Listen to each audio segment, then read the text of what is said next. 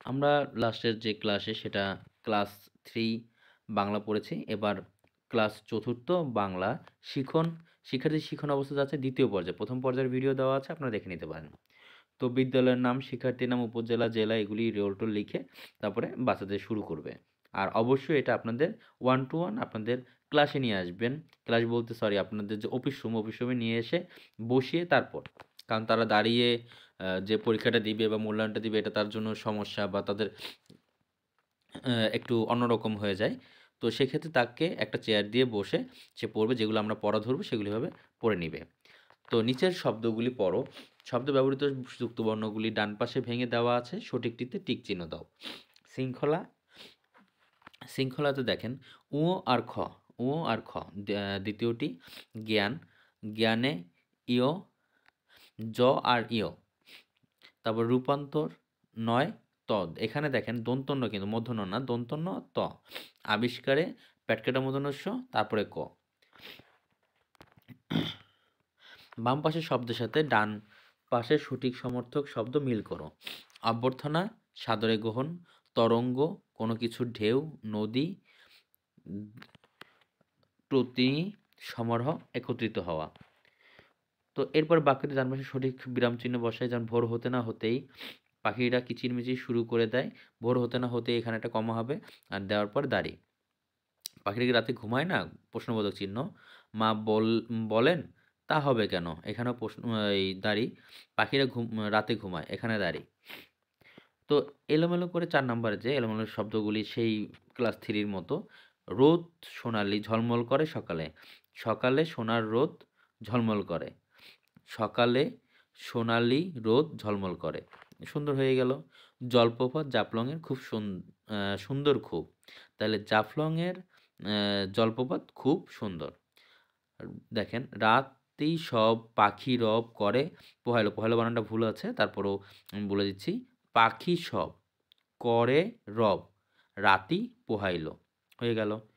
মহা মিথ্যা বলা মহাপাপ। মহাপাপ বলতে এটা হবে মিথ্যা বলা মহাপাপ। তারপরে বাম পাশের শব্দের সাথে ডাক টেনে ডান পাশে সঠিক শব্দ মিল করি।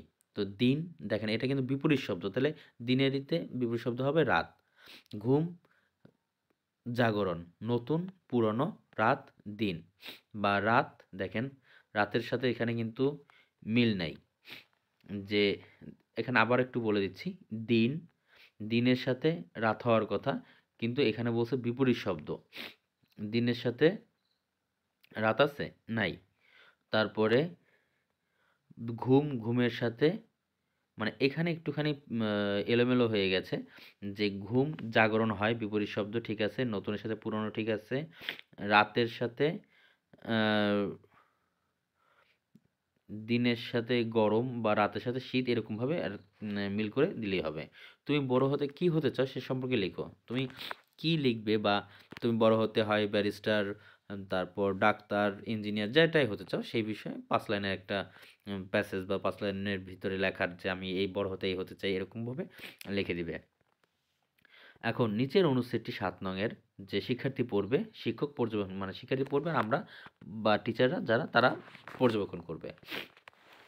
জানুয়ারির এক শীতের সকাল।